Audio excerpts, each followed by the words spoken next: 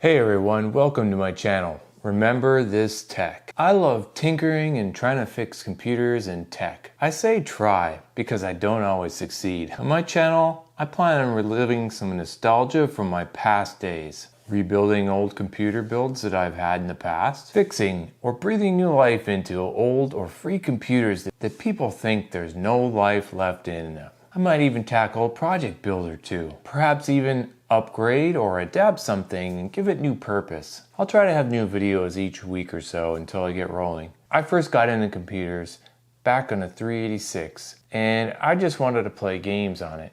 I can remember trying to shove everything in high mem because I just wanted to free up 590K of the 640K memory. It seemed like an impossible task at that time, but I made it happen. I sifted through this giant DOS book that I had just to learn how to do it. It took me a long time, but that's how I got into computers. Built and owned many computers over the years, upgraded them, sold pieces and parts. Some parts I wish I still had today. I'm still kicking myself in the butt for giving away my old Voodoo 3D card, the first one that ever came out, the one that started the gaming craze with 3D Glide.